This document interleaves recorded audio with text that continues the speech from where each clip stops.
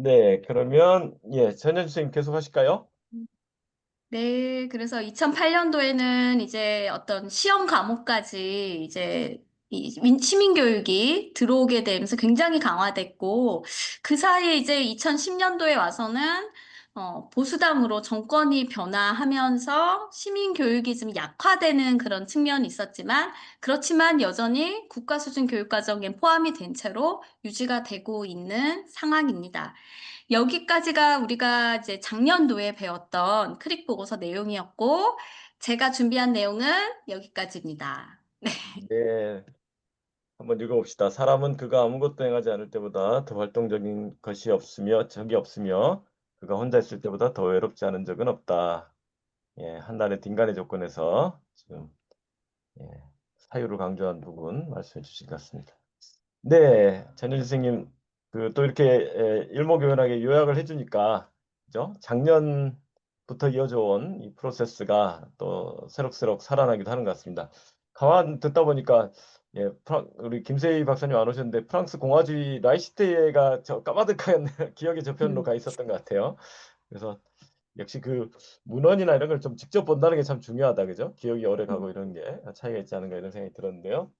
예, 리뷰를 해주셔가지고 조금 이따 우리 논의에 좋은 토대가 되지 않을까 싶습니다. 시간이 조금 지났기 때문에 바로 이어서 김원석 선생님 모시고 또 방금 이제 크릭 보고서와 그 이후 이야기들도 잠깐 들어왔는데 또 아마 좀 겹칠 것 같습니다. 그로부터 해서 지금 그 교육의 정치적 중립성에 관한 논의, 한국적인 상황까지 함께 좀 짚어주시는 발제를 예, 부탁을 드리겠습니다. 김원석 박사님 박수로 맞으실까요? 네, 고맙습니다. 일단 화면을 좀 공유를 하면서 시작을 한번 하도록 하겠습니다.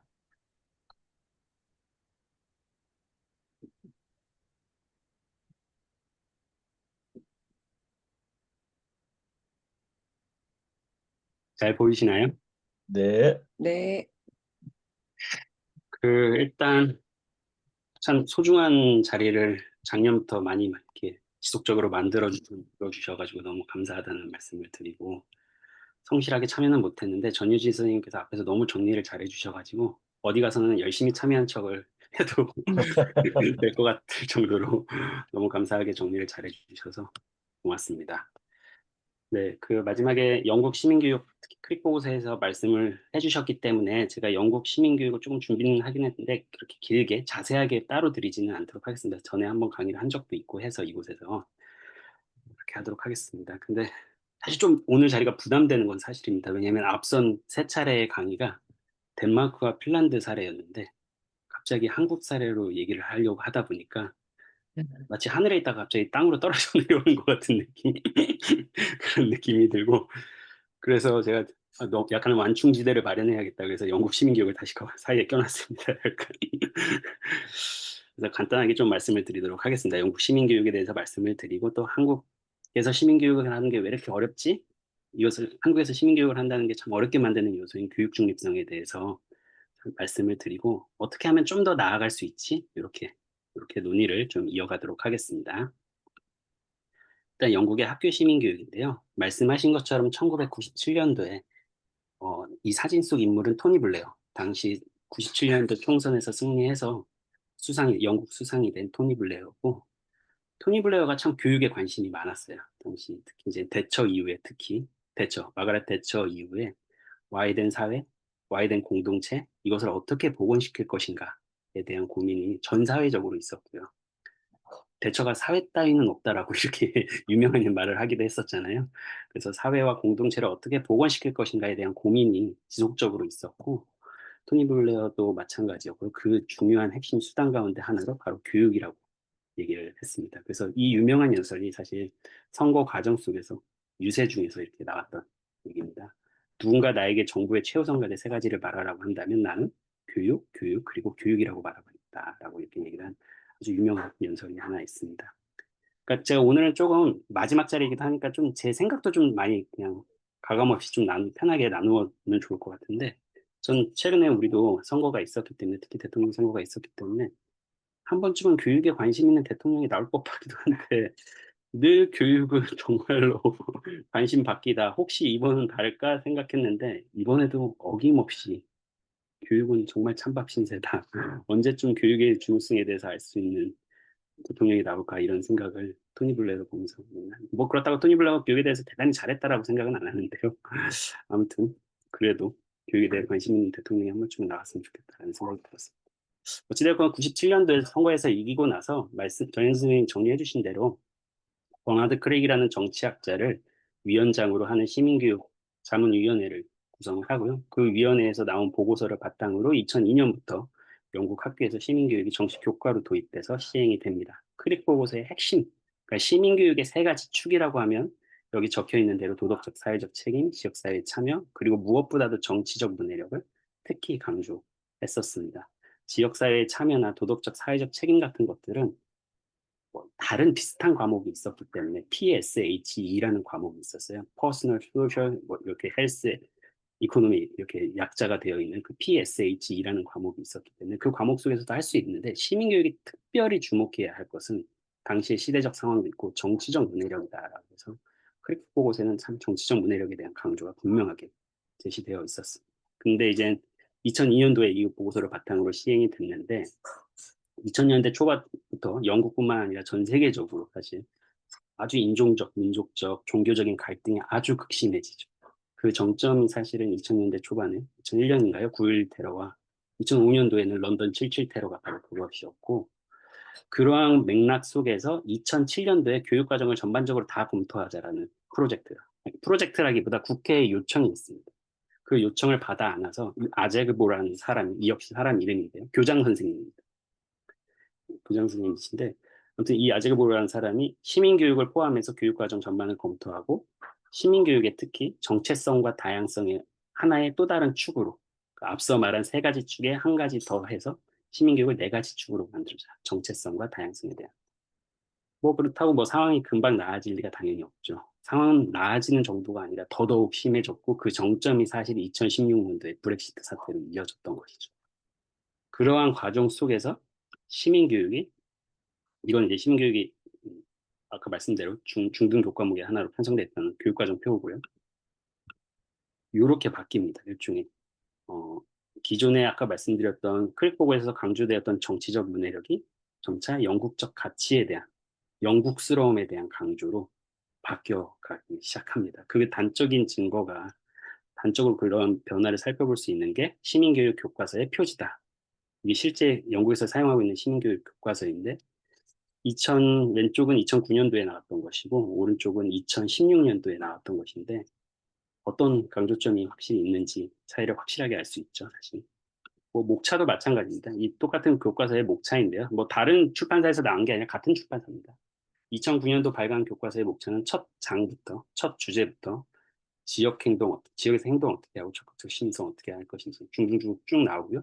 반면에 2016년 발간 교과서에서는 영국의 가치가 무엇이냐 뭐 이런 것들이 첫 장으로 할애가 됩니다. 그리고 실제로 2017년도가 이제 크릭이 죽은 지가 10년이 되는 2018년도가 그럴 거예요. 18년인지 17년쯤 이 10년이 되는 때이고 그때에 발맞춰 가지고 국회 상원에서 특별위원회를 만듭니다. 시민성 관련된 검토위원회를 만들고 그중에서 시민교육도 한편에서 검토가 되는데요. 그 보고서를 보면은 시민교육이 진짜 현실에서 어떻게 작동하고 있는지를 좀 민낯을 자세히 살펴볼 수가 있습니다. 예를 들어서 정치적 문해력을 키우겠다고 하지만 여전히 정치교육이라는 것 혹은 정치적 문해력이라는 것이 무엇을 말하는 것이에요. 여기서 정치적 문해력은 기존의 사회과에서 다루는 다른 것들과는 어떻게 달라야 하는지 이런 것들에 대해서 나오고요. 그걸 잘 모르겠다는 게 모호하다는 거죠. 교원 연수를 확대한다고는 하지만 실제로 여전히 교사들이 제일 조사를 해보면 가장 자신 없어 하는 과목이 시민교육으로 뽑습니다. 교사들이 가장 자신 없어 하는 과목이고요. 물론 교원 연수 자체도 정권이 바뀌면서 확 줄기도 했고요. 그리고 전현진 선생님께서도 말씀해 주셨지만 2010년부터 작년까지네요. 작년에 선거가 있었고 정부가 바뀌었으니까 작년까지 그러니까 2024년 14년 동안 보수당 집권을 하는데요. 그 보수당 집권 아래서 시민교육은 지속적으로 위상 약화에 공격을 좀 받죠. 의무교육으로부터 선택교육으로 바뀌어야 된다라는 거. 시험 과목도 폐지해야 된다. 시험 과목 많이 선택하는 아이들이 많이 없다. 뭐 이런 식의 공격들을 받으면서 시민교육을 없애려는 시도들이 많이 있습니다. 그리고 현실에서는 정체성과 다양성을 중심으로 공부를 하겠다고 했지만 오히려 영국적 가치나 개별 인성교육식으로 이렇게 변화되고 있다라는 현실에서는 그렇게 작동하고 있다라는 것들을 보고서를 통해서 보면 알 수 있는데 저는 모르겠습니다. 그러니까 앞서 얘기를 드렸지만 핀란드나 덴마크 사례가 우리에게 가져다 주는 것도 분명히 있지만 또 영국은 영국 자체는 그러니까 그 사례가 가지고 있는 사례 자체가 특징이 있는 것 같아요. 그러니까 영국은 특히 우리가 시민교육, 지금 시민교육 특히 제도화 과정에서 고민하고 있는 지점들, 예를 들어서 이걸 선택 아닌가, 교과목으로 만드는 것이 바람직한 것인가 아닌 것인가, 이게 법제화시키는 것이 바람직한 것인가 아닌 것인가, 기타 등등의 이런 고민들을 지금 우리가 하고 있는데 그런 것들을 먼저 경험해본 나라, 먼저 매도 맞아본 나라로서 우리가 반면교사 삼을 지점들이 참 많아가지고 그러한 점에서 영국의 사례들을 보면은 의미가 있겠다라고 생각이 듭니다. 예를 들어서 우리가 교과목으로 만든다 혹은 이걸 법제화한다라는 것에 대해서 반대하는 사람들도 있고 저 역시 저도 약간 이렇게 꼭 좋게 좀 비판적으로 바라보는 입장이긴 한데 영국에서 그래도 20년 동안 이렇게 시민교육이 지속적으로 고민되고 뭔가 조금씩 노력이 이루어질 수 있는 특히 보수당이 14년 동안 집권하면서 정말 끈질기게 이거 어떻게든 떨어뜨리려고 했는데 그게 성공하지 못했던 이유 가운데 하나가 어찌되었건 교과목의 하나로 편성되어 있으니까 이걸 다시 떨어뜨리기가 또 쉽지 않은 것도 사실이거든요. 그래서 모든 것이 장단이 있겠지만 뭐 그런 것도 한번 생각을 해볼 필요도 있을 것 같고 최근엔 또 예를 들어서 아까 앞서서 토니 블레어도 그렇고 이제 당시의 정치적 상황에 대한 고민 속에서 시민교육의 핵심 교육 목표 가운데 하나로 정치적 문해력이 상정이 되었는데 시민교육은 이렇듯이 그 시대의 어떤 시대적 배경, 특히나 그 시대의 민주주의가 처한 상황 이런 것들을 아주 긴밀하게 반영할 수밖에 없고 교육 내용도 그런 방식으로 구성될 수밖에 없는데 그런데 자칫 우리나라에서는 이런 것들이 어떻게 이해될 가능성이 크냐면 제가 걱정하는 것은 이게 마치 더 세부적인 예를 들어서 이런 겁니다. 시민교육이 지금 막 한참 예를 들어서 민주주의의 위기고 그 민주주의의 위기 속에서 특히 헌법의 가치가 재발견된다고 하니까 헌법교육으로 가야 된다라는 주장이라든지 이런 식의 어떤 시대적 유행에 따른 아주 세밀한 어떤 세부적인 어떤 교육 주제들을 선정해가지고 그거 막 한참 하다가 또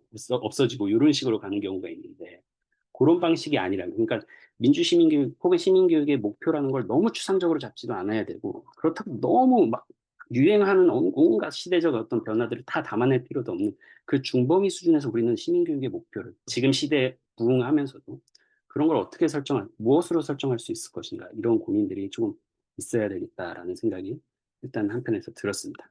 그래서 제가 영국 사례는 이 정도로 그냥 마무리를 해도 괜찮을 것 같다는 생각이고요. 이제 말씀드렸듯이 한국에서 시민교육 좀 하려고 치면은 가장 먼저 부딪히는 것이 사실 그리고 가장 해결하기 어려운 일이 교육 중립성의 문제 아닌가라는 생각이 들고 있습니다. 몇 가지 사례를 교육 중립성에 사로잡힌 한국 사회의 현실을 좀 보여줄 수 있는 몇 가지 단적인 사례들을 가지고 와봤는데요. 이건 잘 아시다시피 이제 보면 세월호 때 사진입니다. 세월호 때 노란 리본 달기로 했고 제가 개인적으로 교육 중립성의 문제에 관심을 가졌던 이유이기도 한데요. 사실은 2014년 세월호가 4월 16일 날 발생을 했고요. 정확히 5개월 뒤인 2019년 9월 16일 날 공문 하나가 교육부에서 이제 교육청으로 하달이 되고요. 여기 인용되어 있는 것이 그 교육부 하달 공문의 한 부분입니다. 당시 막 1인 시위도 하고 공동 수업도 하고 리본 달기도 하고 여기 그림에서처럼요. 단식도 하고 했는데 그러한 활동이 교육 활동과 무관하고 정치적 활동으로 오해의 소지가 있으므로 학교 내에서 발생하지 않도록 조치해야 된다. 그리고 그 이유인즉슨 교육의 정치적 중립성을 훼손하고 가치 판단이 미성숙한 학생들에게 편향된 시각을 심어줄 우려가 있다. 그러니까 저로서는 사실 이야기가 쉽지 않은데 학교 교육 과정 중에 교육 활동 중에 일어난 사안에 대해서 참사에 대해서 동료 학생들, 동료 교사들이 이렇게 추모하는 행위조차도 교육의 정치적 중립성으로 막는 와중에 과연 우리 사회에서 얼마나 진짜 의미 있는 시민교육이 참 쉽지 않겠다라는 생각이 한편에서 들고요. 뭐 그럼 2014년 얘기니까 그렇겠지? 그렇지 않습니다. 이게 가장 최근에 탄핵 국면 속에서 이루어졌던 일부 시도교육청들에서 탄핵 너무나 중대한 사건이고 중대한 일이잖아요, 모두에게. 그래서 그거 시청하고 교육 활동에 아니, 참고하라고 활동의 하나로 삼으라고 이렇게 얘기를 했는데 교육부에서 이런 공문을 또 내보냈죠. 학교 교육과정 운영 중에 실시되는 헌법재판소 대통령 탄핵 심판 생중계 시청이 교육기본법 제6조 교육중립성 조항입니다. 공직선거법 등 관련 법령을 위반하지 않도록 관리되어야 합니다. 라고 이렇게 얘기를 합니다. 시민교육에 주장하는 많은 사람들 중에 하는 얘기는 사회적으로 중요한 이슈나 사안들에 대해서만큼은 학생들도 그것에 똑같이 고민할 수 있는 기회를 주도록 하는 게 시민교육의 중요한 목적 가운데 하나이기도 하는데 이건 하지 말라는 얘기죠. 사실 교육부가 이런 식으로 공문을 내리면요. 그래서 여전히 교육의 중립성이라는 건 이렇게 중요한 사안들에 대해서도 우리가 마음껏 토론하지 다루지도 못하게 만드는 것이 무엇이면 교육 중립성의 문제이다. 라고 얘기를 드리고요. 학교 교육뿐만 아니라 사실 선생님들이 누구보다도 잘 아실 겁니다. 여기 왼쪽에 그림에 나와 있는 것처럼 공무원들 포함해서 SNS 같은 거에 좋아요 글 같은 거 반복적으로 누르면 안 된다. 이런 것들이 쭉 나와 있죠. 사실 마음대로 글을 못 올리고 이런 것들 너무나 잘 아시잖아요. 선생님들이. 그래서 이거는 어디서 잠시만요. 제가 인용한 글인데 어느 선생님이 가명을 이용해서 이렇게 쓰신 글입니다. 정치적 중립이라는 게 굉장히 모호하다. 설명하기도 어렵다. 그냥 침묵하라는 뜻에 더 가깝달까? 정치적 중립 의무는 힘들지는 않다. 힘이 드는 것은 아니다. 다만 정말 비참하고 정말 굴욕적이다. 목구멍에 있는 말을 내뱉지 못하는 그 비참함. 심지어 나는 정치 제도를 다른 사람들에게 가르쳐야 하는데 바람풍이 따로 없다. 결국 남는 건 자괴감. 교사는 국가의 발단에 불과하다는 제도적 쇠뇌. 언제쯤 이 굴욕감에서 벗어날 수 있을까? 하는 고민을, 그냥 솔직한 고민을 있는 그대로 적어주신 겁니다. 아마 선생님들도 일선에서 이렇게 교육 중립성 하면은 이런 감정들이 떠오르지 않을까, 이런 상황들이 떠오르지 않을까라는 생각이 들고요. 그러니 시민교육, 정치적이고 논쟁적인 이슈를 다루는 시민교육이 뭐 한 발짝 앞으로 나가기가 참 쉽지 않습니다. 그래서 이게 민주시민교육 관련 법안 발의, 그동안 발의됐던 거, 물론 학교 안팎에서 다 이루어졌던 민주시민교육 관련 법안인데요. 이렇게 지난 30년 가까운 시간 동안 열 몇 건이 넘는 법안들이 발의가 되었음에도 불구하고 여전히 그게 통과되지 않는 이유. 뭐 이거 포함해서 정책과 제도할 때마다 그렇게 번번이 정권이 바뀔 때마다 되는 그렇게 엎치락뒤치락하는 이유들이 이런 교육 중립성이 그 뒤에 한 켠에서 자리 잡고 있지 않을까라는 생각을 갖고 있습니다. 그래서 앞서서 그러한 이유들 때문에 제가 박사 논문 쓰면서 이제 관심을 가졌다는 게 바로 교육 중립성이었고 저는 특히 왜 이렇게 한국 사회에서 교육 중립성이라는 개념이 많이 사용되는 거지? 다른 나라도 그런가? 근데 그런 것 같지는 않다는 거예요. 한국 사회의 어떤 특수성과 관련이 있을 것 같다는 생각을 했고 그렇다면 한국 사회에서 누가 어떤 목적에서 어떤 방식으로 이 교육 중립성이라는 말을 쓰는지를 처음부터 그냥 한번 살펴보자라는 생각을 가졌던 거고요. 아무래도 교육 중립성이라는 개념, 말이라고 할까, 언어, 표현 이런 것들을 가지고 하는 연구다 보니까 담론 분석, 그러나 담론이라는 게 단순히 언어적인 실천만 있는 건 아니고 사회적인 실천도 있기 때문에 그것들 담론의 언어적, 사회적 실천을 두루 살펴보려고 하는 비판적 담론 분석이라는 하나의 조류가 있습니다. 그걸 활용을 해가지고 일단 신문 사설들도 살펴봤고요. 그 사설 속에서 제기된 담론의 양상들이 실제로 사회적인 과정 속에서 어떻게 재활용되고 있는지, 활용 또는 재활용되고 있는지를 한번 살펴보려고 했습니다. 일단 먼저 좀 말씀을 드리면 중립성이라는 게 아까 그 선생님이 제가 인용을 했던 미나리라는 가명을 썼던 그분의 글에 보면은 중립성이라는 게 참 모호하다 이렇게 말씀하시잖아요. 근데 그 말이 정답입니다. 중립성이라는 게 참 애매모호합니다. 그러니까 사전적인 정의를 보면 중립성은 갈등이나 불화와 같은 상황 속에서 어느 한편을 돕거나 지지하지 않는 상태인 겁니다. 근데 지지하지 않는 것이 어느 한편을 돕는 건지 돕지 않는 것인지 그것도 사실 좀 애매하죠. 때로는 지지하지 않고 가만히 있는 게 특정 누군가를 지지하는 그런 효과 혹은 지지하지 않는 그런 효과를 나타내기도 하는 거거든요.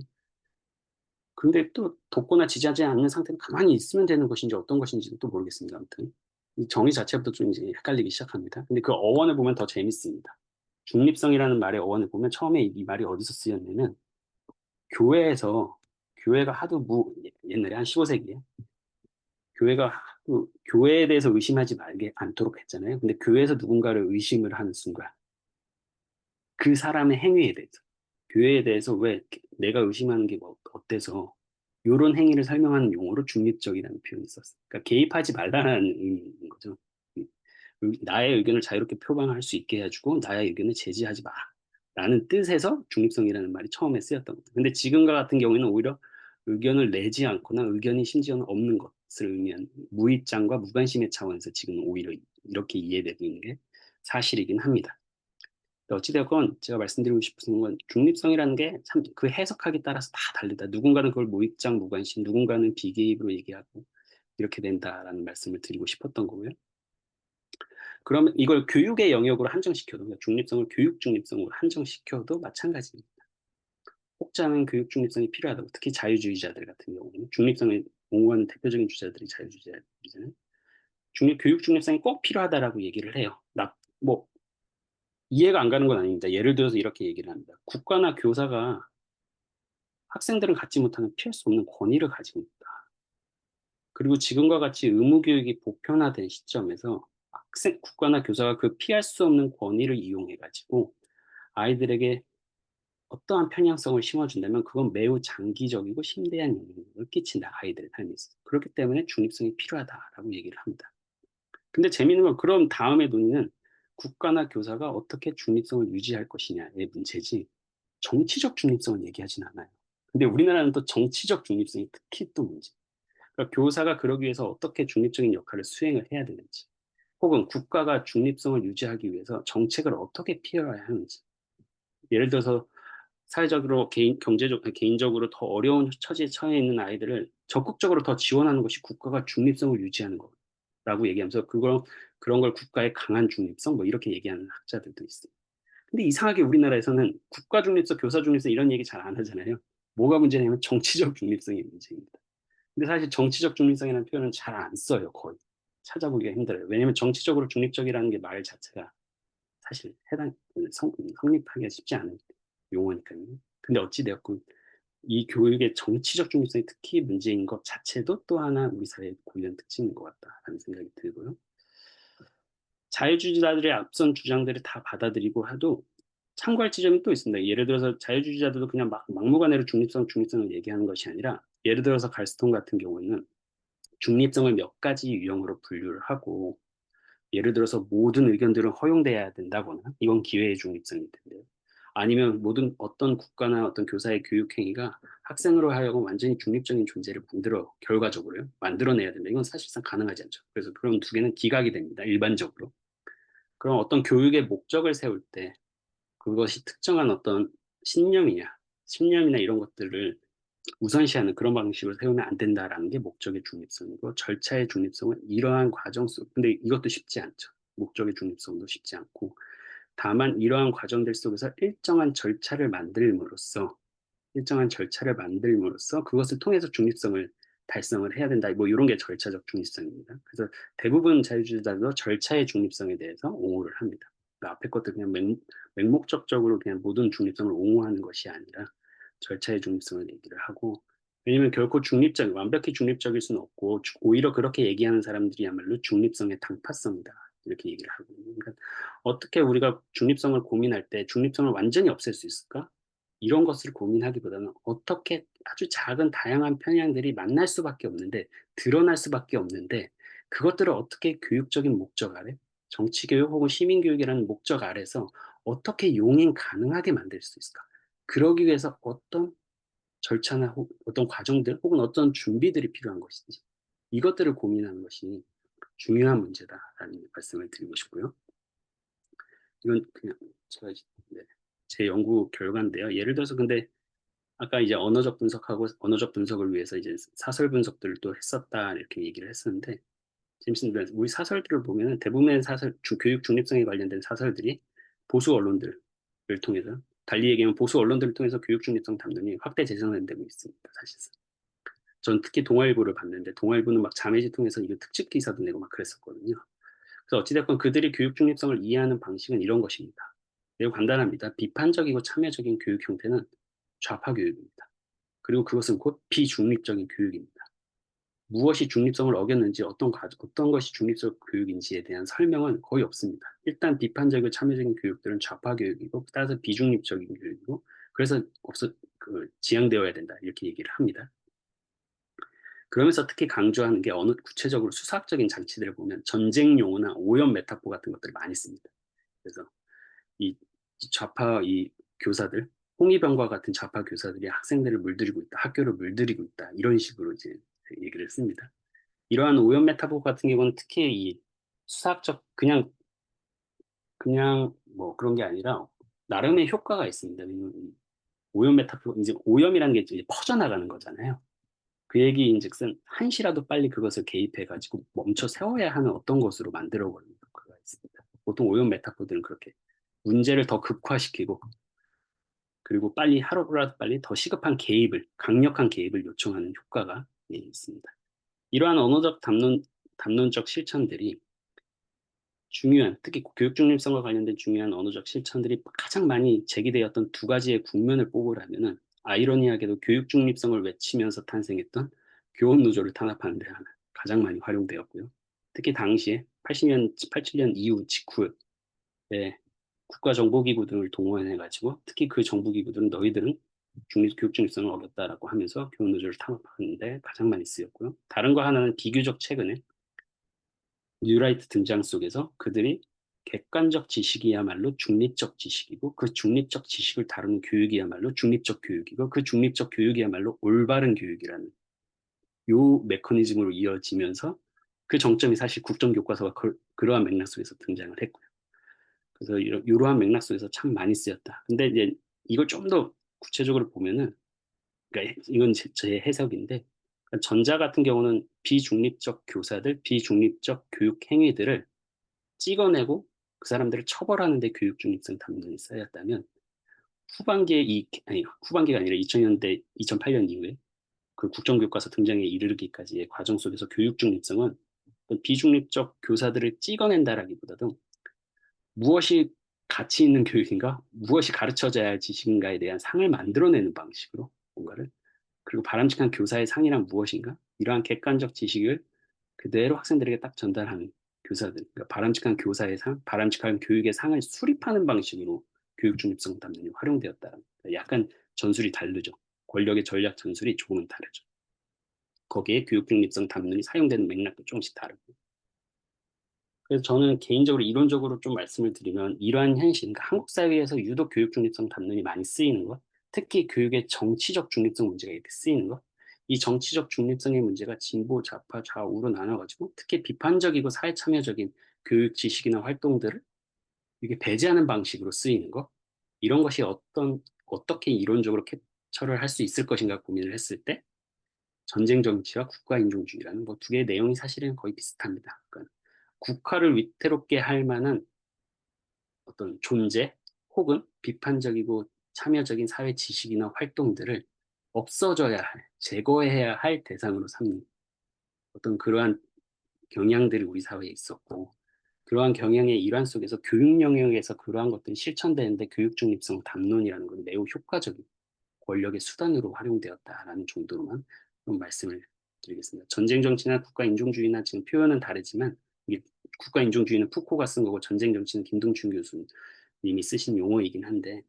뭐 비슷한 맥락을 합니다. 사회를 보호해야 된다라는 명목 아래 그 사회를 보호하기 위해서 사회를 위태롭게 하는 비판적이고 참여적인 지식 혹은 그러한 존재 혹은 그러한 활동들을 어떻게 제거할 것인가 그냥 막 제거할 수 없는데 그럼 어떤 것들을 동원할 것인가 라고 할 때 교육 중립성 담론이 매우 효과적인 정당화의 수단을 제공해줬다라고 얘기를 드리는 거고요.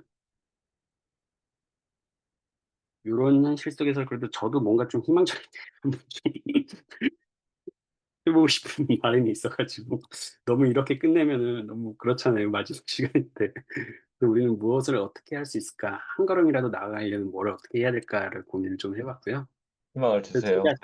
네, 제가 얘기를 하고 싶었던 건 몇 가지를 좀 말씀을 드리면 일단은 지금 교육 중립성이라는 것이 너무나 배제적이고 처벌적인 규정과도 같이 쓰이고 있다.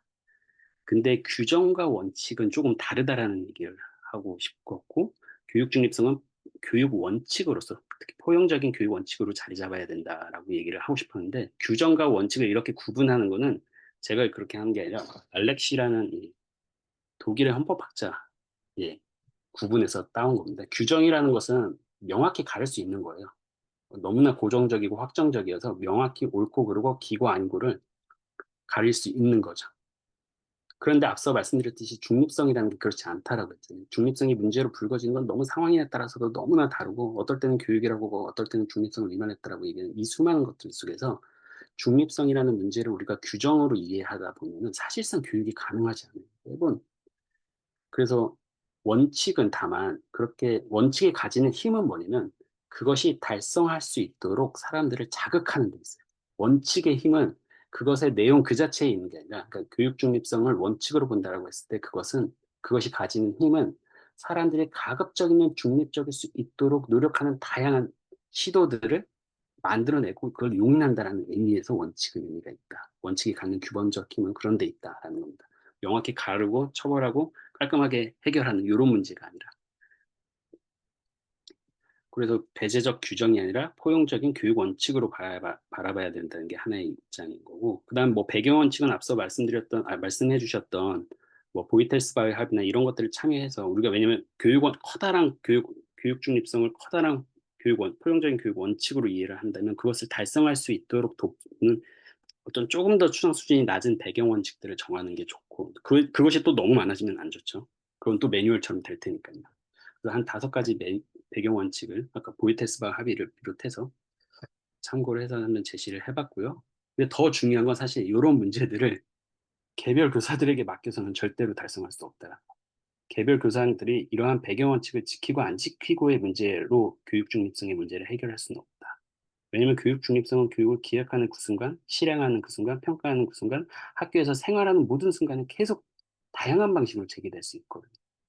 예를 들어서 이런 거지. 그러니까 미국에서 한참 문제가 됐던 게 학교에 트럼프 지지하는 모자 쓰고 다니는 그 힘센 아이들을 어떻게 할 것인가의 문제, 이걸 어떻게 이제 관리할 것인가의 문제 등등이. 그러니까 교육 중립성이 문제시되는 양상이라는 게 너무나 다양하기 때문에 이게 교사 한 명에게 쉽게 말해서 처신 잘해라라는 방식으로는 해소될 수 없다라는 것, 학교 전체 차원의 접근이 필요하다라는 말씀을 꼭 드리고 싶습니다. 좀 뒤에 나올 것 같은데요. 예를 들어서 그래서 이런 것들을 참고했습니다. 이건 유럽연합 평의회에서 왼쪽에 그 논쟁을 다루기 위한 전략적 접근 9가지 주요 이슈들인데 논쟁을 다룰 때 우리가 고려해야 할 이슈들에 대해서 얘기를 하는데 이건 단순히 교사에게 어떤 수업 방법을 채택하라의 문제를 넘어서 가지고 학교장의 리더십이라든지 학교의 정서와 문화, 학생 목소리, 지침문 마련과 지지, 학부모의 참여, 위기관리 등등 이렇게 종합적으로 학교 전체 차원의 접근이 필요하다는 것을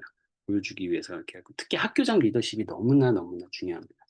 교육 중립성 문제, 누가 편향성에 대한 문제를 제기할 때 교사가 혼자 그것을 다루게 한다거나 그러면은 다음부터 그 교사는 절대 그런 문제들을 안 다루겠죠, 당연히. 그래서 학교장이 예를 들어서 위기가 터졌을 때 학교장의 적극적인 리더십 뭐 이런 것들도 너무나 중요하고 이러한 실제 사례들도 요 자료에 보면 많이 소개가 되어 있는데 한번 실행 되시면 살펴보시면 좋을 것 같고 그 밖에 이 옆에는 사실 이 9가지 주요 이슈들을 보면은 교수 학습 그러니까 교수 학습이 제시되어 있기도 한데 그러니까 충분히 준비되지 않은 상황 속에서 교육을 하면 예를 들어서 논쟁을 논쟁적인 것으로 재현하라고 보이텔스바가 얘기를 했는데 그 하나의 이슈만 가지고도 수많은 논쟁들이 있는데 그걸 다 언제 우리가 예. 그래서 제한된 정보를 가지고 아주 제한된 방식으로 수업을 하다 보면 그것이 편향성에 대한 문제가 제기될 수 있잖아요. 그래서 논쟁을 다루는 수업이나 아니면 이런 교육들을 할 때 항상 중요하게 제기되는 문제 가운데 하나가 얼마나 충분한 교수 학습 환경들을 갖추고 있는가, 얼마나 충분한 자료들 이런 것들이 학생들은 물론이고 선생님들에게도 제공이 되어가지고 선생님들이 충분한 준비 속에서 이러한 수업을 할 수 있게 만드는가에 대한 문제가 항상 제기됩니다. 그래서 이 오른쪽의 사례는 영국에서 실제로 그 제공되었던 자료의 목록입니다. 빈곤이라는 주제에 대해서 한 1년 정도 학자들이랑 선생님들이 모여가지고 빈곤을 수업하기 위해서는 어떤 자료들이 필요하지? 라는 주제로 1년 동안 자료로만 만든 거예요. 그 자료로 문건만 213개, 인쇄된 자료의 개수가. 이게 왜 이렇게 했냐면 1960년대 후반에 영국에 두 가지 중요한 교육적 변화가 있었는데 하나는 학생들 졸업 연령이 늦어진 겁니다. 15세에서 16세로. 학생들이 이제 1년 학교를 더 다니게 됐어요. 근데 이제 선거 연령도 이제 투표 연령도 우리처럼 21세에서 18세로 낮춰졌답니다. 그러니까 학교는 1년 더 다니고 학교를 졸업하자마자 학생들이 이제 곧 몇 년 안 있다가 중요한 정치적인 선택을 하는. 그래서 학교에서 이제 교육 과정을 단순히 예전처럼 그렇게 하는 게 아니라 좀 더 사회적이고 논쟁적인, 그리고 특히 꼭 필요한 이슈들, 살아가면서 꼭 필요한 이슈들 같은 것들을 중심으로 교육 과정을 재구성해야겠다 해서 인문학 교육 과정 프로젝트가 진행이 됩니다. 그게. 그래서 인문학 교육 과정 프로젝트 진행되는 한편에서 그럼 그 중에 총 9개 이슈가 논쟁적인 9개 논쟁적이고 중요한 이슈, 빈곤을 포함해서요. 그게 선정이 되거든요. 그러면 이걸 어떻게 가르칠 것인가 하는 과정 속에서 이러한 자료들이 개발이 됩니다. 그래서 단순히 교육 과정을 바꾸자 이런 문제를 넘어서 가지고 그럼 그 이후에 어떻게 가르칠 것인가, 잘 가르치기 위해 무엇이 필요한가, 이러한 것들이 이제 체계적으로 저희도 좀 고민이 있어야 될 것 같다라는 생각이 들고 들어서 한번 소개를 드렸고요. 아까 보이테스바 얘기하시면서 좀 말씀을 해주시기도 하셨는데 좀 더 적극적으로 생각을 해볼 수 있다면 우리가 단순히 교사가 그냥 중립성 혹은 중립적인 자세를 취한다는 이유만으로 그냥 아무런 의견 표현도 안 하고 그냥 뭐라고 얘기할까요? 여기 그냥 사회 보듯이 그냥 여기 의장으로서의 교사 이렇게 써 있는데 그런 게 이제 일반적으로 우리가 많이 채택하는 방법이긴 한데 좀 더 적극적으로 자신의 의사를 표명할 필요도 있다. 표명할 수도 있다. 이런 게 이게 토마스 켈리라는 사람이 논쟁적인 수업을 하기 위해 이게 아마 사회과 교사분들은 아실 텐데 접해 보셨을 텐데 논쟁 수업에서 하기 위해서 중립적인 교사의 역할을 구분을 해본 거예요. 배타적 중립형은 뭘 해도 다 정치적이야. 편향성을 비껴갈 수 없어. 그러니까 아예 가르치지 말자. 이게 이제 배타적인 중립형입니다. Exclusive neutrality입니다. 바람직하지 않죠. 그렇다고 아이들이 살아가면서 마주쳐야 할 그 많은 문제들을 그냥 회피시키는 건 바람직하지 않죠. 일반적으로 그냥 이런 입장은 잘 안 취해요. 아니면 반대로 배타적인 편파형도 있습니다. 하나의 올바른 입장만 가르칩니다. 야, 우리 학교 입장은 이거야.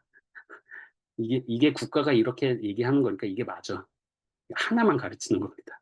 이것도 바람직하지 않다는 걸 그냥 쉽게 아실 수 있을 것 같은데 나머지 두 개가 우리가 일반적으로 특히 중립적 공정형이라고 하면은 어, 앞서 말씀드렸듯이 나는 따로 개입은 안 해. 내 의견 표현을 포함해서 따로 개입은 안 하고 단순히 학생들이 스스로 어, 자유롭게 어떤 다양한 이슈들을 탐구할 수 있도록 나는 그걸 조정해 줄 뿐이야. 사회만 봐줄 뿐이야.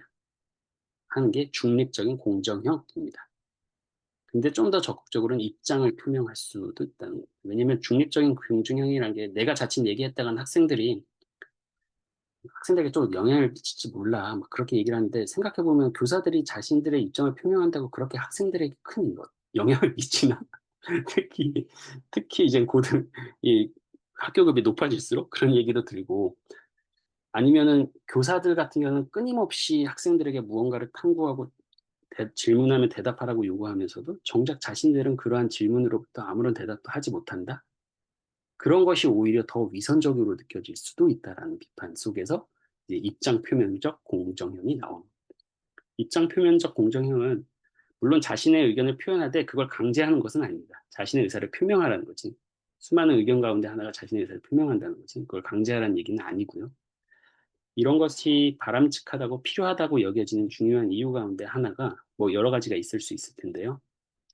일단 교사는 그냥 지식을 전수하면서 학생들을 가르치는 문제가 아니라 교사들의 삶 자체가 아이들에게 갖는 교육적인 효과가 있다는 거. 어떤 중요한 사회적 이슈나 문제에 대해서 자신의 입장을 표명하고 그렇게 활동하는 방식으로 살아가는 모습 그 자체가 아이들에게 갖는 효과가 있다는 것이고 또 다른 것 하나는 아이들이 그런 경험이 아까 앞서서 교사들은 피할 수 없는 권위를 학교에서 지니고 있다라고 얘기했잖아요. 그게 교육 중립성의 이유가 되기도 하지만 반대로 여기서는 피할 수 없는 권위를 지닌 사람에게 그 앞에서 자신이 당당하게 자신의 의견을 내보는 것. 일종의 시민적인 용기를 발휘하는 것을 그러한 과정을 통해서 함양할 수도 있다라는 얘기도 있습니다. 그래서 여러 가지 이유에서 입장 표명적 공정력, 중립적 공정력 이런 얘기들을 하기도 하는데 물론 이건 학교 급에 따라서 어떤 사안에 따라서 그 교육적 효과는 어, 뭐 각각이 다 다를 수 있을 것 같아요. 실제로 이 중에 어떤 입장을 취하는 것이 바람직한 것이냐, 교육적 효과가 높냐 이런 연구 되게 많은데 몇몇 살펴보면 결과가 다 달라요. 그건 어떻게 세팅을 어떻게 하느냐에 따라서 다르기 때문에 어느 하나가 옳다 그르다 이렇게 얘기할 수는 없는 것 같고 어찌되었건 좀 더 적극적인 교사의 역할을 생각해 볼 때도 되지 않았나? 라는 생각을 듭니다. 저는 특히 대통령의 권위 앞에서 아무 말도 못하는 국무위원들 보면서 늘 선생님 앞에서 누구 앞에서 아무 말도 못했던 아이들은 결국 밖에 나와서 아무 애들 말도 못하게 되는 거야. 그 중요한 순간에 이런 생각도 한번 겹쳐서 해봤습니다. 제가. 또 뭐 워낙 모의 투표 같은 거 예, 선거 기간에 이렇게 많이 하는데 우리는 여전히 지금 이게 투표하면은 이게 이제 여론조사 행위 가운데 하나로 인식이 돼가지고 금지되어 있는데 이건 선관 왼쪽은 이제 선관위에서 정치 관계법 개정에 대한 의견을 가끔 한 번씩 내는데 모의 투표 허용 근데 이제 제일 선관위가 사실 제일 반대합니다. 나서가지고 가끔 의견은 이렇게 내긴 내는데 그러니까 청소년 모의 투표 같은 경우는 이제 여론조사를 보지 말자 여론조사에서 제외하자 이렇게 하는 건데 쉽지는 않지만 어찌됐건 모의 투표 이 상황 속에서 YMCA나 이런 쪽에서도 여전히 계속 하고 있다라는 좀 말씀을 드리고 싶었고 이건 영국은 모의 투표를 매번 합니다. 실제로 완전 똑같이 해요. 정당들 똑같이 하고 자기가 어떤 정당을 지지하는 그리고 자기가 그 정당의 후보자가 돼가지고 직접 하고 나중에는 이 학교들에서 한 것들을 다 모아가지고 종합적인 결론을 발표하기도 합니다. 그래서 모의 선거 결과를 이렇게 발표를 합니다. 아, 올해는 누가 가장 어떤 정당이 가장 많은 표를 얻었는가 가서 이렇게 문당 뭐 이렇게 쭉쭉 나오고요. 재밌는 것 가운데 하나는 조사를 할 때 물론 해마다 조금씩 다르긴 한데 어떨 때는 어떠한 정당들이 어떤 이슈들을 다루는 정당들이 있었으면 좋겠는가에 대한 조사도 같이 합니다. 그럼 그 아이들의 시선에서 본 우리 사회의 필요, 변화 방향 이런 것들이 사실 수합이 되잖아요. 그럼 지난 한 10년간은 가장 많은 게 항상 기후위기를 다루는 정당들이 많아졌으면 좋겠다는 게 항상 예, 같이 이렇게 수합이 되었습니다.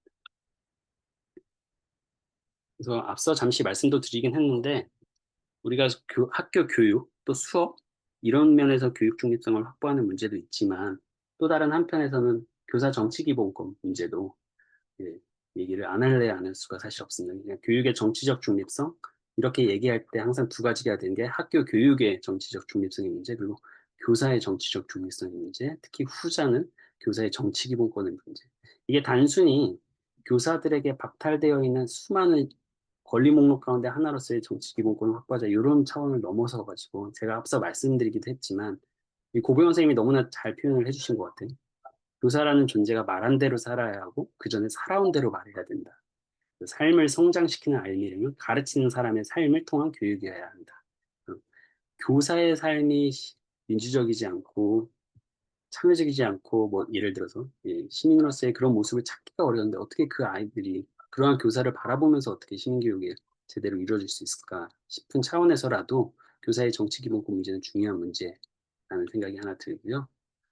그냥 뭐 여러 가지 지금 법안들이 많이 제기되어 있습니다. 21대 때도 그렇고 지금도 그렇고 뭐 교육공무원법에서부터 시작해서 정당법 등등 여러 가지 법률안들이 지금 발의가 되어 있고 모르겠습니다. 될지 안 될지는 모르겠지만 쉽지는 않을 거라는 생각은 들긴 하는데요. 어찌되었건 그런데 제가 국회에 있었던 시간들을 돌이켜 보면은 이게 교사들 스스로 이게 진짜 맞는 거야? 우리에게 정치적 기본권이 주는 게 맞는 거야?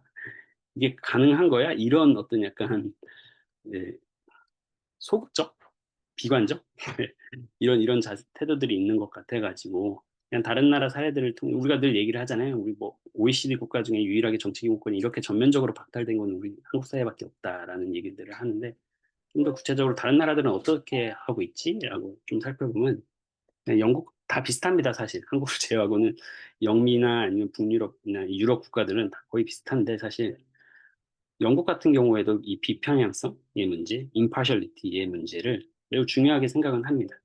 다만 어디까지나 그게 그런 공적 자원을 활용한다든지 업무에 있어서 업무를 수행함에 있어서 그것이 당파적 목적을 달성하기 위한 것이라든지 이런 것들을 제한하는 것이 그 이외의 활동들은 너무나 이제 허용적이다라는 말씀을 드리고요. 여기 적어놨지만 이제 공무원은 이것들은 전부 다 영국의 공무원 규정들에 나와 있는 겁니다. 시빌 서비스 코드라고 하는 게 따로 있어가지고 거기에 제시된 내용들.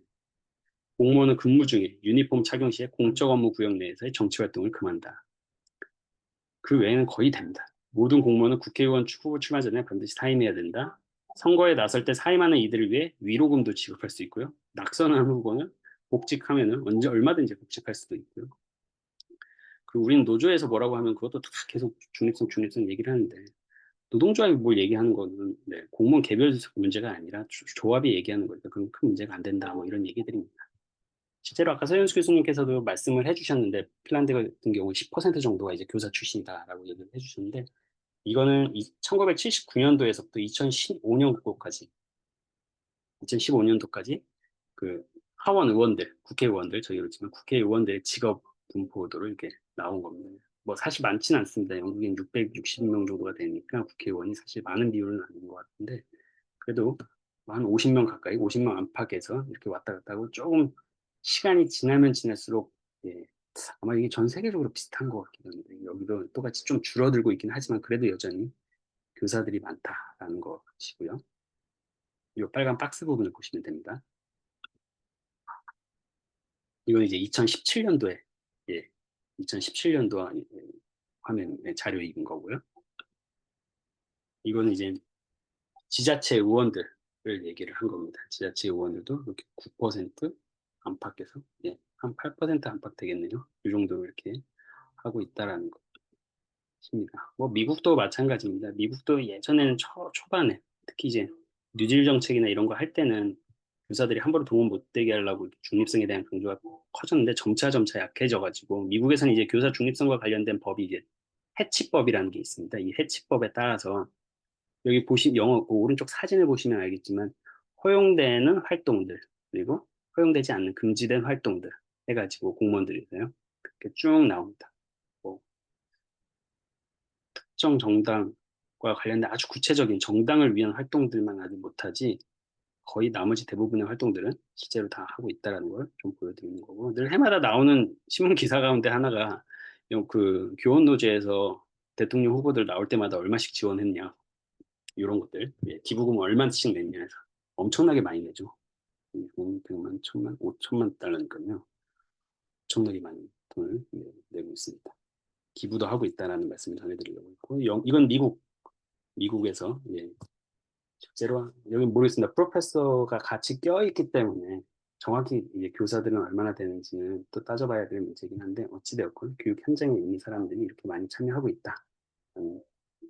근데 꼭 교육 현장에서 가르치는 사람들뿐만 아니라 교육 행정 업무를 담당하는 사람들, 각종 교육위원회에서 활동하고 있는 사람들도 이렇게 진출을 해서 활동을 하고 있다. 의회에 진출해서 활동을 하고 있다는 거. 이건 독일 기사인데요. 독일도 원래 많이 소개가 되잖아요. 이렇게 교사들의 어떤 정치 참여나 국회 참여하는데 점점 덜 줄어들고 있다. 그 수치가 교사들의 이 의회 진출 수치가 조금 줄어들고 있어서 있다라는 기사를 한번 가지고 와봤습니다. 대신에 이제 네, 그냥 바로 넘어가도 될 것 같습니다. 이거는 이제 캐나다 공무원 노조에서 장려하는 겁니다. 캐나다 공무원 노조에서 적극적으로 장려하죠. 당신에게는 정치적 권리라는 게 있다. 그래서 건강한 민주주의를 위해서라면 자유롭고 적극적으로 이러한 과정에 참여를 해라 하면서 그런데 당신들이 할 수 있는 것들은 이거고 왼쪽이고 돈으로 시작하는 건 이제 할 수 없는 것들 당신들이 할 수 없는 것들 첫 번째는 일하는 와중에는 어떠한 정치적 활동도 해서는 안 된다. 뭐 이런 것부터 시작해서 쭉 나옵니다. 그래서 이건 그동안 이제 캐나다 의회에서 의원들 직업군들을 이렇게 했던 것이고 이것도 약간 섞여 있어서 좀 다시 봐야긴 하겠지만 어찌됐건 교육 분야, 법 쪽의 분야가 가장 이렇게 높은 포션을 차지하고 있었다는 걸 알 수 있습니다. 네, 제가 일단 오늘 드릴 말씀은 여기까지인 것 같습니다. 네, 일단 마치도록 하겠습니다. 네, 감사합니다. 박수 한번 해주시죠. 네, 우리 홍수 박사님 제가 너무 많이 부탁을 해가지고 클릭 보고서 때도 2번이나 발제를 해주셨는데 오늘까지 수고해 주셔서 감사합니다. 이제 한 2, 30분 정도 시간이 있는데요. 이 대화를 조금 더 나눠보면 좋을 것 같습니다. 우선은 예, 그 앞부분 우리 그동안 그 시민교육 관련된 해외의 사례나 논의들 짚어봤고요. 그 바탕으로 특히 이제 교육의 중립성과 관련된 또는 정치적 중립성과 관련된 우리 사회 현실 그리고 해외에서는 어떻게 하고 있나 또 같이 교차적으로 한번 보았습니다. 듣다 보니까 우리 김원 선생님 최근에 영어로 그 논문을 출판을 하셨는데 빨리 한글 번역을 해야 되지 않을까요? 네. 좀 살을 더 좀 그 영어책은 이렇게 아주 컨사이스한데 오히려 한국 그 출판 때에는 조금 더 살을 붙여가지고 풍부하게 한국적인 이야기들 이렇게 해서 좀 그런 좀 뭐랄까요? 현실을 좀 타개해주는 새로운 담론과 관점이 공론장에 등장해야 이런 문제도 바뀔 여지가 있는 것 같아요. 그 부분에서 고만고만한 이야기들이 계속 이제 반복되면서 논쟁되고 있기 때문에 음. 우리가 늘상 신문 지면에서나 이제 판에 박힌 이야기들을 이제 듣게 되는 것 같은데 이제 김원석 박사님께서 딱 이 주제를 연구하셨기 때문에 빨리 한글 출판을 해야 되지 않나. 그러고 나면 우리는 그거 가지고 이제 토론회하고 법안 만들어서 다시 만들어서 예, 좀 캠페인을 해야 되지 않나 이런 생각이 좀 드는 느낌이 있었습니다.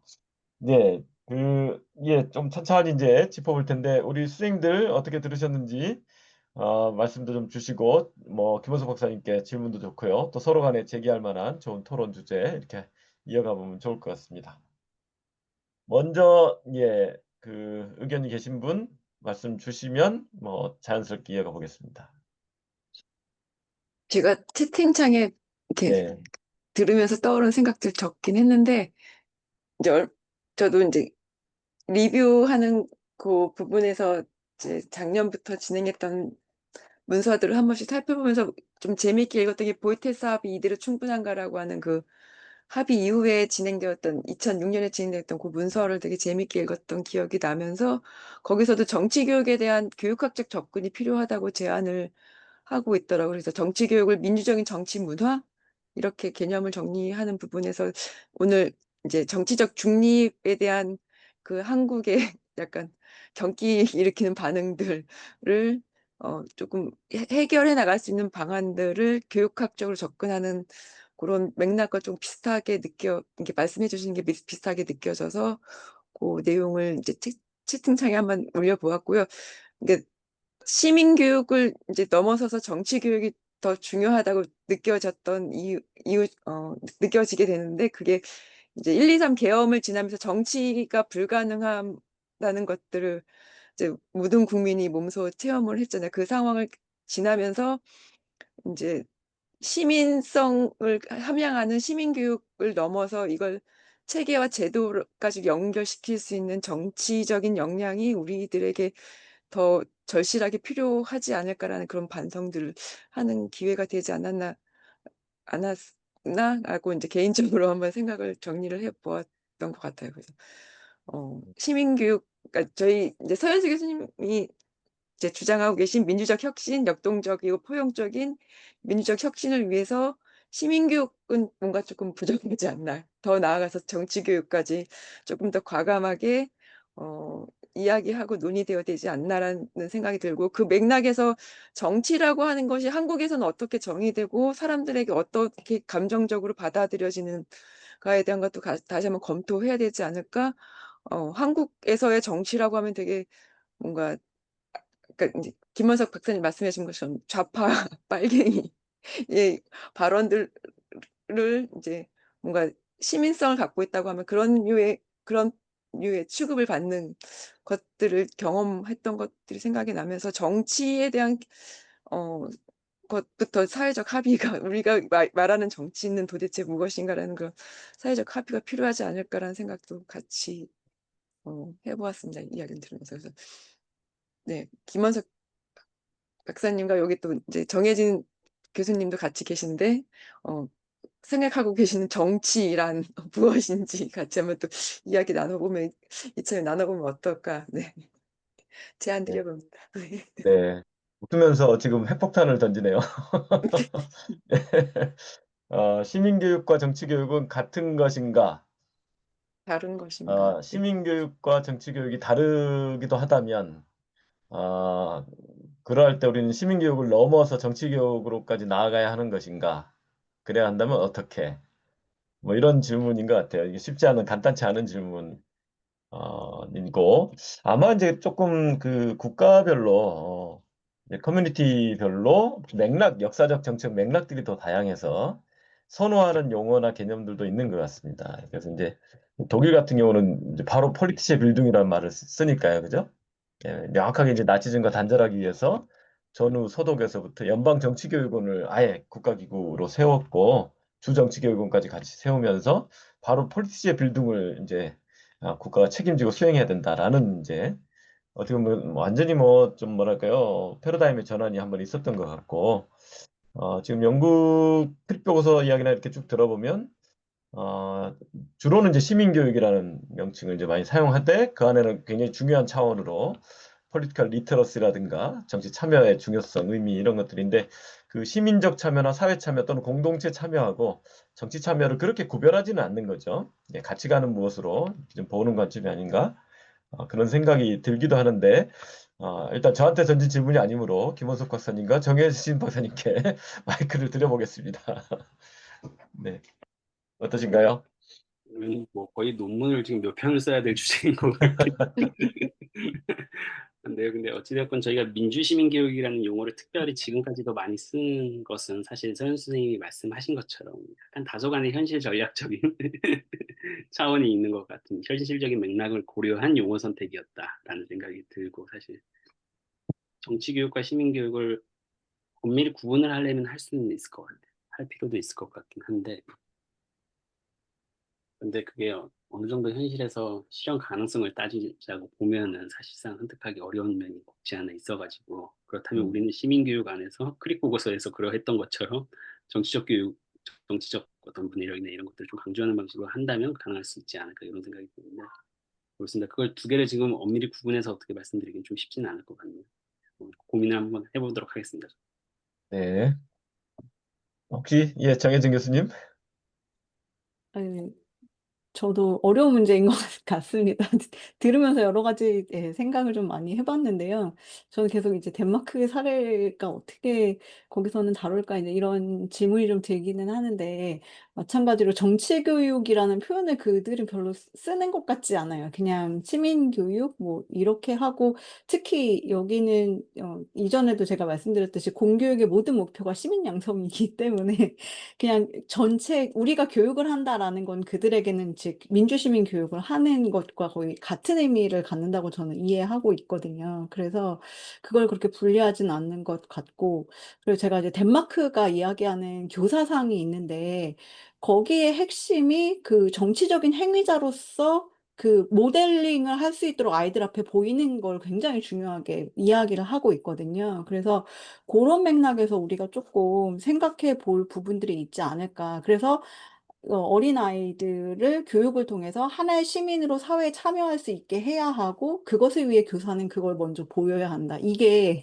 이미 이들은 그 교사를 양성하는 과정에서 되게 중요한 가치를 명시를 하고 있기 때문에 네, 훨씬 과격하고 자기 의견도 내고 이제 뭐 그러는 것 같아요. 그래서 제가 봤던 사례로는 이제 이것도 저희 아이가 애프터스쿨에 있을 때 덴마크 총선이 있었는데, 그 모든 아이들이 축제처럼 그 총선 기간에 자기가 지지하는 정당을 두고 막 그 정당 관련된 무슨 기호나 뭐 이런 것들 있잖아요. 그런 걸 굉장히 강력하게 주장하고 그 투표하는 날은 걔들도 다 하고 뭐 이런 행사가 굉장히 크게 열리는 거. 근데 그게 그 학교뿐만이 아니라 덴마크 전체에서 열리는 이런 것들이 있고, 아까 영국도 얘기하셨지만 그 사전에 모의 투표한다고 얘기하셨잖아요. 덴마크도 그거를 해서 실제로 그걸 하루 이틀 전날에 TV에서 다 생중계로 아이들 전국의 모든 어른들이 볼 수 있도록 한다라는 거죠. 근데 그 대개는 이제 맞아떨어지는 부분들도 있고 이제 그런 거라든지, 아니면 이미 고등학교에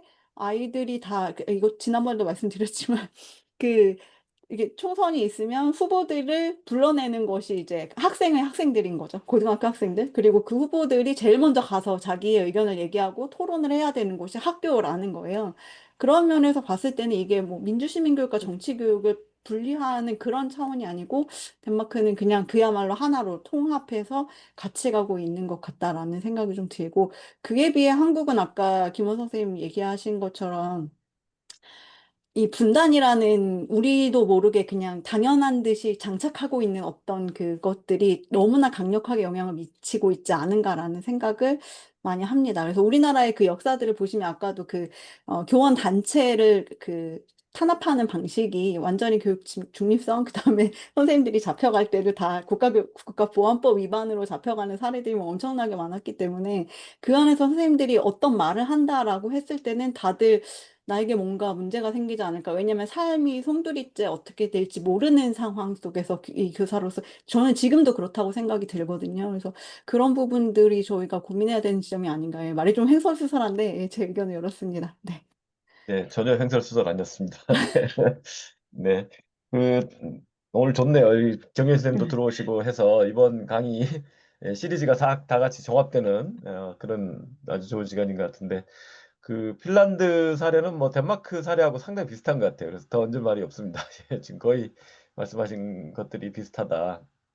그런 생각이 들고, 아이가 고등학교 뭐 2학년, 3학년 이렇게 다닐 때 같은 라인으로 한 30명이 계속 움직였는데, 그중에 뭐 정당 가입한 애들이 6, 7명이 벌써 되고, 지역의 로컬 정당 뭐 이렇게 뭐 상당히 중요한 역할들도 하고요.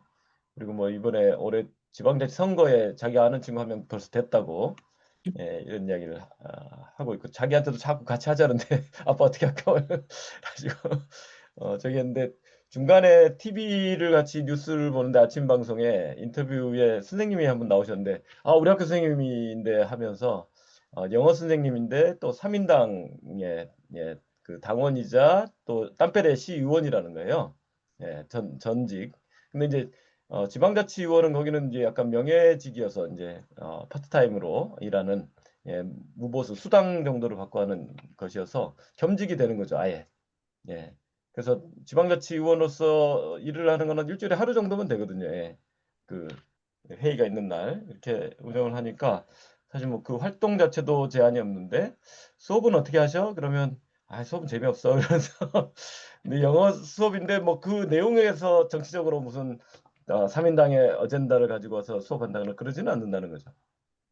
그리고 선생님이 어떤 내용으로 수업을 하든 아이들이 수동적이지 않다는 거죠. 판단의 주체라는 거죠. 그래서 이제 그 대학교 부설 고등학교라 교생 선생님들이 딴페레 대학교에서 많이 오는데, 어때? 그랬더니 교생들은 수업을 못해. 그래서 선생님이 더 좋아 뭐 이러는데, 그 가운데 교생들이 되게 어설프게 이렇게 그런 어떤 정치적인 자신의 어떤 관점이라는 걸 강조하면 되게 싫어한다는 거예요, 학생들이.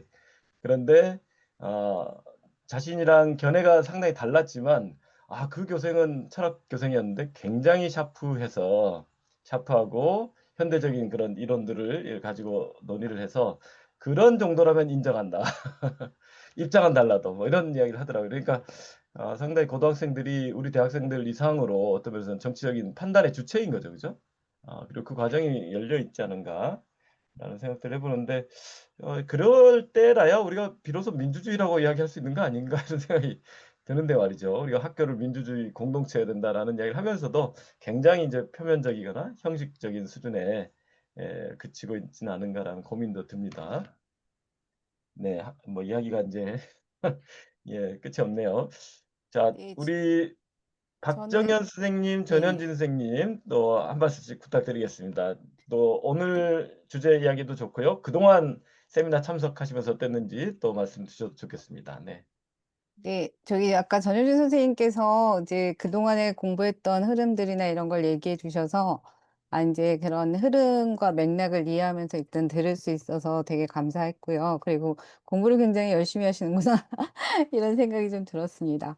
네, 어쨌든 영국에서 그런 교육과정의 개편 과정에서 이제 노동인이나 빈곤의 문제에 대해서 그렇게 이제 200 몇 가지 자료를 준비해서 1년간 이런 거를 해서 토론권을 준비한다고 했을 때 사실 정치적 중립성이 보장되지 교사의 정치적 권리가 보장되지 않는다 하더라도 교사가 수업에서 그런 내용들은 할 수 있잖아요. 그래서 사실은 어떻게 보면 빈곤과 노동의 문제 이런 걸 학교 교육 현장에서 못하는 것의 문제, 내용의 문제가 아니라 시스템적으로 그것을 교사들이 확보하고 자료를 1년간 준비하면서 그것을 연구해내면서 학생들에게 모든 다양한 자료를 제공할 수 있는 이런 여건의 부족, 시스템의 문제가 또 사실은 문제가 아닌가 이런 생각이 일단 또 들었고요.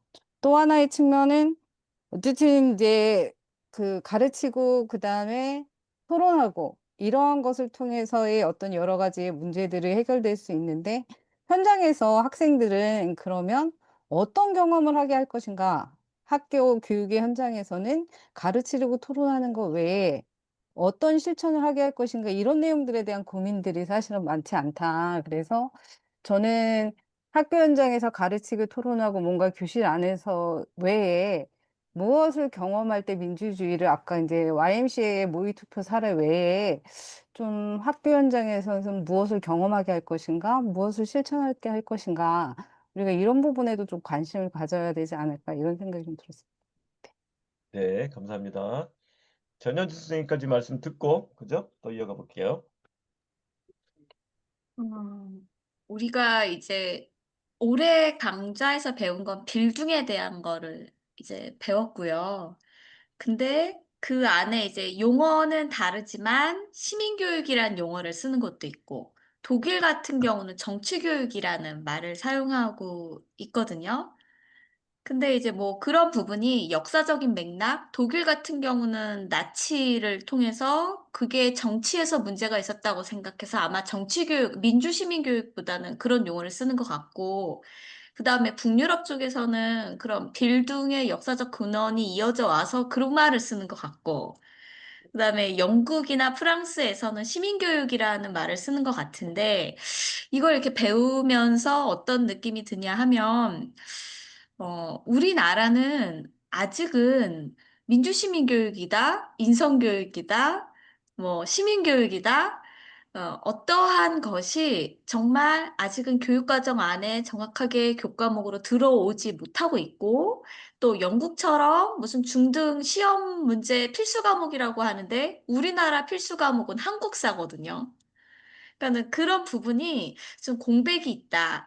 그리고 또 김원석 박사님 이제 연구 이제 중립성에 대한 연구 얘기 이제 들으면서 보니까 또 이런 부분을 시민교육이라든지 논쟁성이나 정치교육이나 이런 거를 하려고 할 때 비어 있는 부분이 굉장히 많이 있구나 이런 생각이 되게 많이 들었고 사실은 우리 12월 연구소가 이렇게 출범을 하고 준비하고 서로 논의하는 그런 과정에 그런 크릭 보고서처럼 한국도 무언가가 시민교육을 굉장히 필수로 하고 교육과정 안에 필수 과목으로 담고 하는 그런 과정이 필요하지 않냐. 우리나라도 영국의 그 당시처럼 청년들의 정치적 무관심, 정치적 문해력이 굉장히 부족하고 정치 교육에 있어서도 부족함이 굉장히 많은데 이것을 돌파할 수 있는 그 무언가가 시민의 힘으로 필요하지 않을까 이런 문제인식을 갖고 사실은 이런 공부를 저희가 해오고 있는 것 같아요. 그래서 좀 이런 얘기가 이렇게 요 시즌 2 이거로만 세미나로 그치는 게 아니라 좀 더 확장이 되고 더 발전되고 그랬으면 하는 그런 바람이 있습니다. 이상입니다. 네, 감사합니다.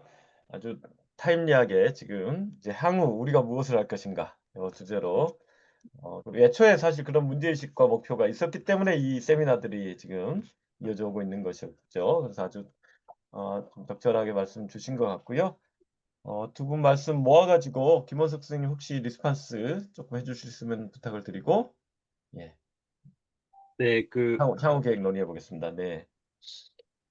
박정현 선생님이 말씀해 주신 부분에 대해서 특히 공감이 많이 가는 게, 그러니까 제가 약간 조금 다른 방식으로 말을 하자면 민주시민교육과 혹은 시민교육과 관련된 연구의 공백이라고 해야 될까요? 그 가운데 하나가 시민교육의 효과에 관한 것입니다. 실제로. 우리나라는 물론 시민교육이 얼마 제도적으로 혹은 체계적으로 이루어진 역사가 그렇게 길지는 않으니까 물론 일면 이해가 가긴 한데 그럼에도 불구하고 우리가 하고 있는 시민교육이라는 게 얼마나 제대로 된 효과를 누리고 있는지 그렇지 않은지에 대한 조금 면밀한 검토가 필요할 것 같은 게 제가 어떤 연구를 그러니까 영국 같은 경우는 2002년부터 시작되어 왔으니까요. 제법 종단 연구부터 시작해서 연구가 제법 많이 있어요. 누적되어 있어요.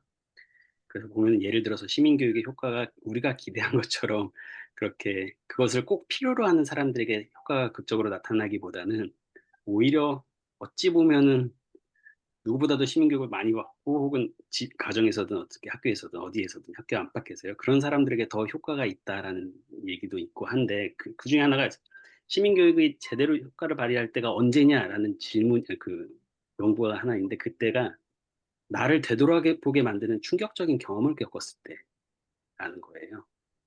근데 그런 생각들을 그런 연구들을 볼 때면 제가 어떤 생각이 드냐면 우리의 시민교육이나 민주시민교육 같은 경우는 너무 안정적인 방법으로 이루어지고 있는 것 아닌가라는 생각이 들어요. 달리 말하면 여전히 시민교육이라는 게 민주시민교육이라는 게 민주주의에 관한 지식을 배우는 것이든 민주적인 참여의 방식을 배우는 것이든 여전히 지나치게 우리는 그것마저도 학습을 중심으로 이루어지고 있는 것 아닌가?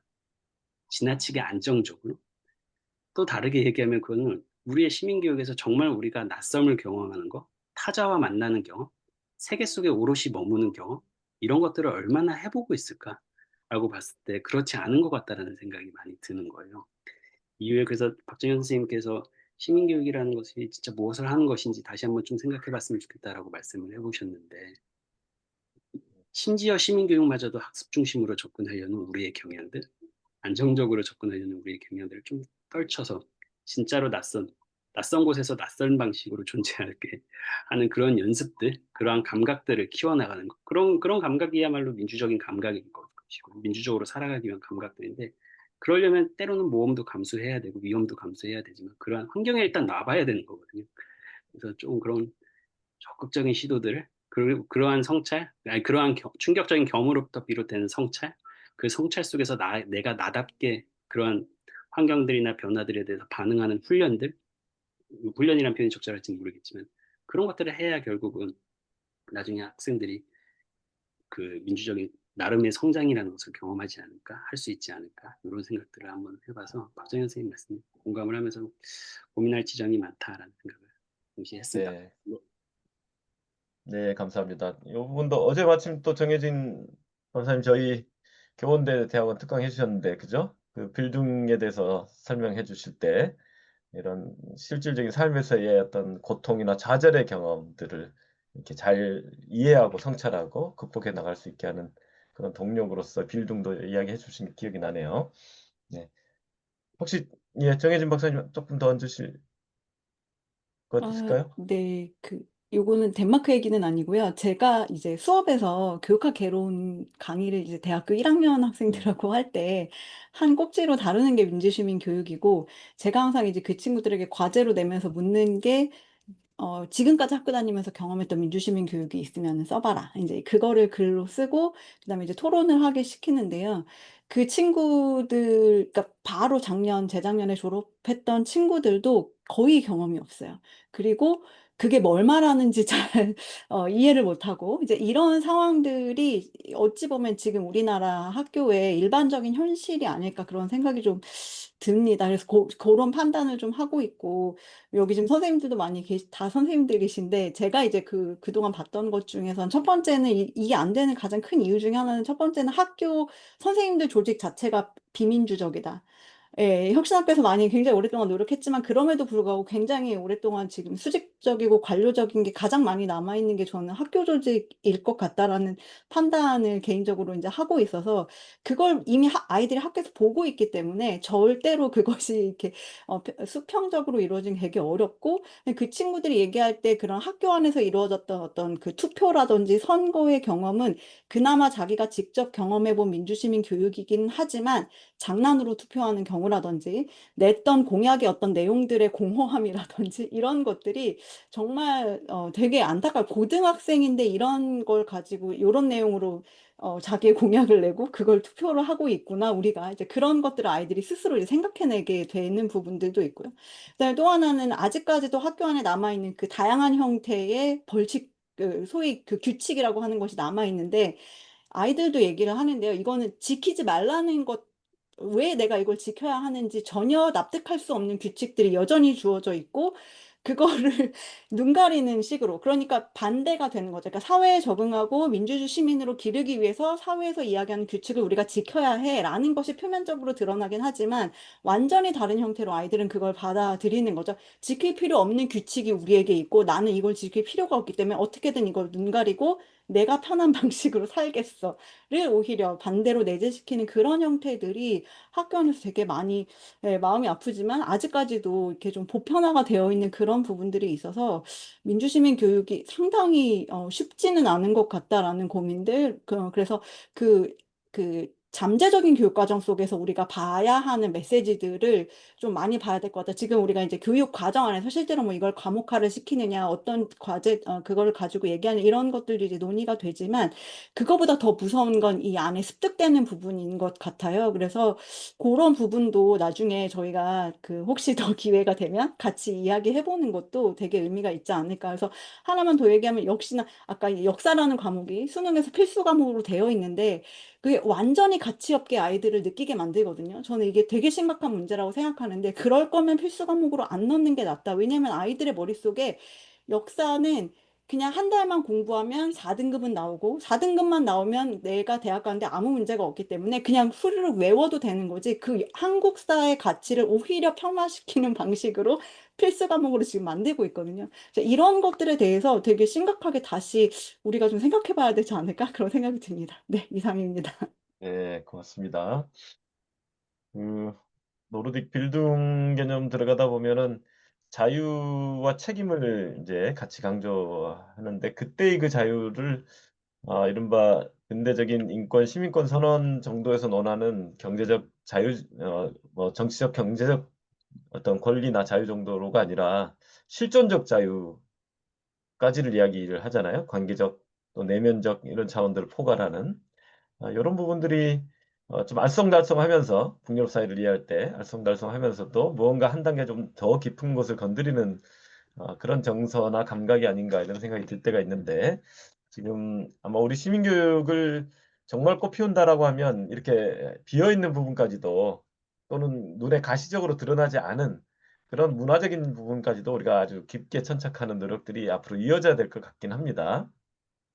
그런데 또 발등에 불이 있으니 예, 시민교육이란 그 자체에 대해서도 법제화부터 또 어떤 교육과정 안에 어떻게 이런 문제를 우리가 이제 통합해낼 것인가의 과제, 또 그에 걸맞는 어떤 실천 프로그램들을 우리가 또 어떻게 또 잘 실험해보고 확산해 갈 것인가, 이런 아주 뭐랄까요, 중증적인 과제들이 또 있다는 생각이 좀 드는데, 오늘 아까 전윤희 선생님이 쭉 또 리뷰를 잘 해주셔가지고 중간중간 환기가 많이 되었던 것 같습니다. 예, 그래서 아까 보이테스바흐 합의가 만들어지는, 태동하고 만들어진 과정이라든가 그 이후에 또 지속적인 논의라든가, 그리고 이 과정에서 그 아까 신뢰라든가 슈나이더 이런 분들의 또 리더십이 있는 거죠, 그죠?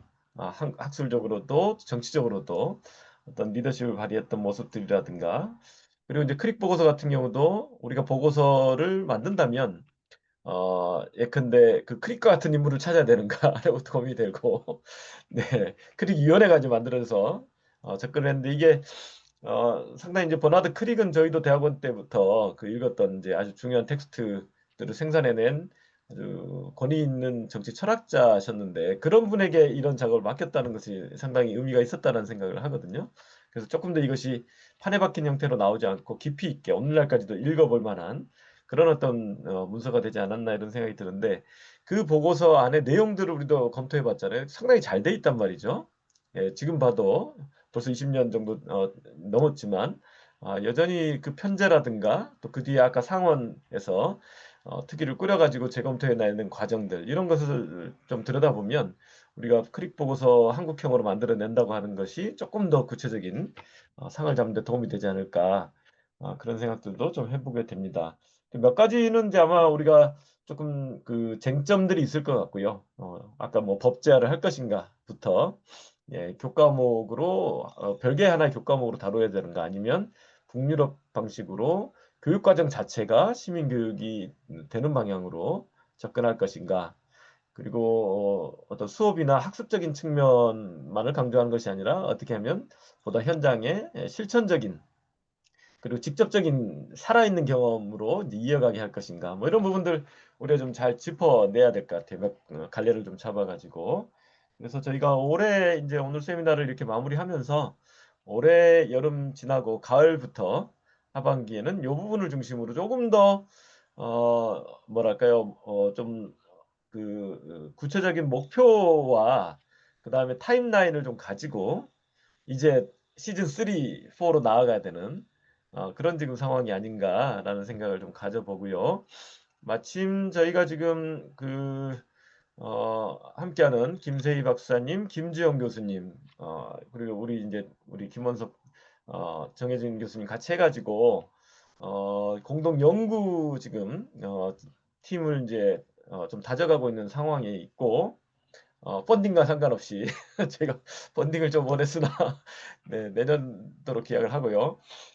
공동 연구들을 좀 심화해 가고 또 그것을 바로바로 이렇게 세미나라든가 특강으로 이어가지고 갈 예정인데 9월 달에는 교원대 정책대학원에서 함께하는 라운드 테이블 형태의 세미나로 한국형 보이테스바흐 합의와 크릭보고서 어떻게 만들 것인가를 조금 더 구체적인 논의를 좀 해보려고 합니다. 그리고 당연히 이제 그런 논의가 우리 12월 연구소나 아리하고도 순환을 해야 될 것 같고 오히려 12월 연구소 차원에서는 아까 우리 전현 선생님이 아이디어를 말씀하신 것처럼 시민들과 함께 수기 공론의 어떤 프로세스로서 사실은 조금 미래지향적인 의제들을 잘 다루어 가야 된다고 저는 생각을 하는데요.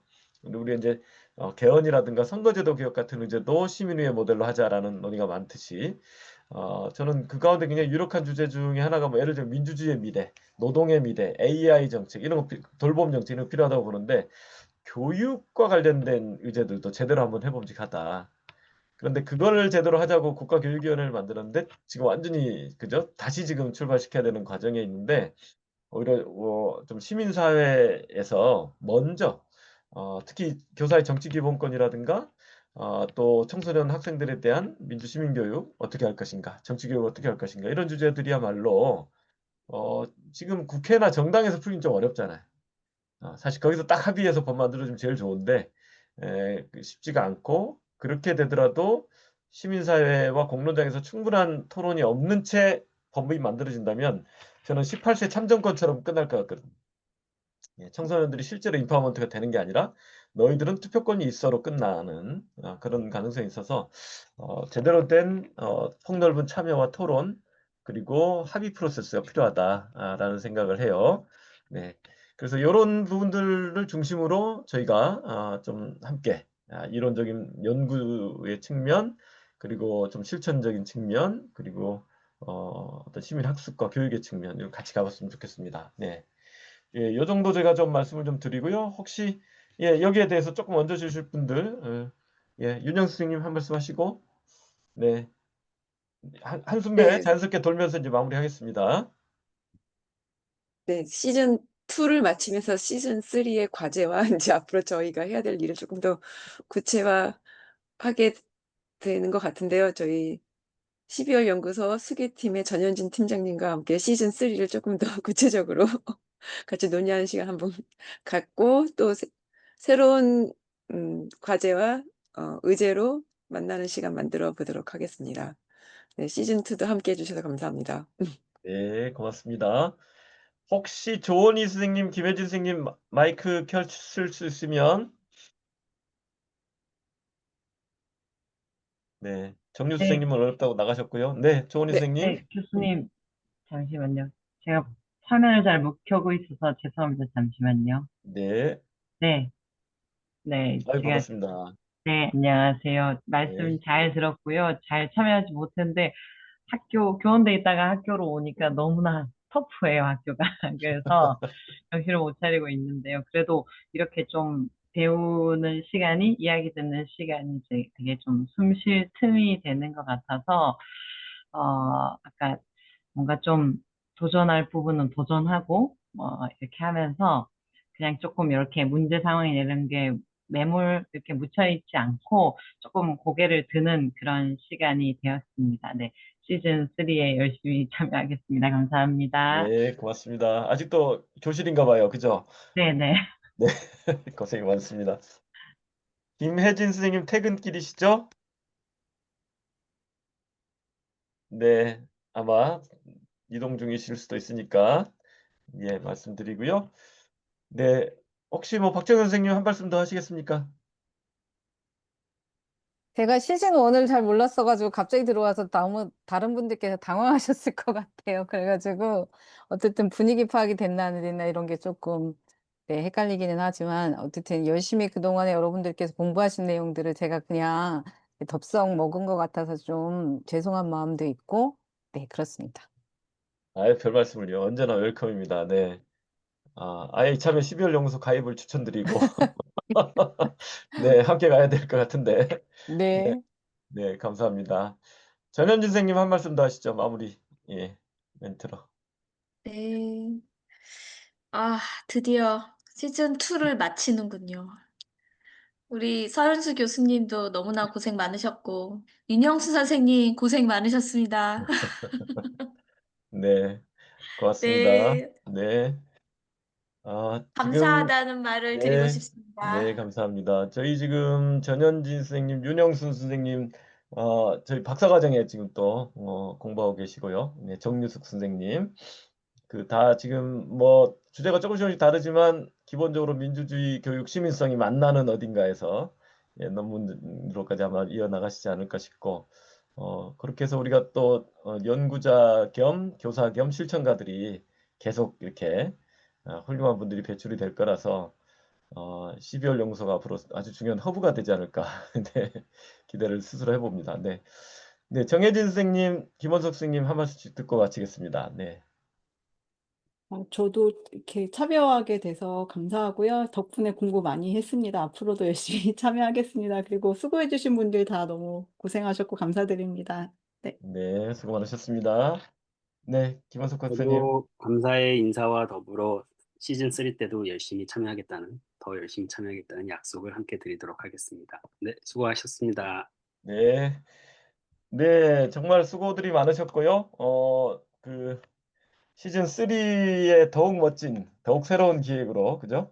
우리 12월 연구소가 많은 분들 찾아갈 수 있도록 하겠습니다. 모두 모두 수고하셨고 편안한 저녁 보내시기 바랍니다. 감사합니다. 네. 감사합니다. 감사합니다. 수고하셨고 감사합니다.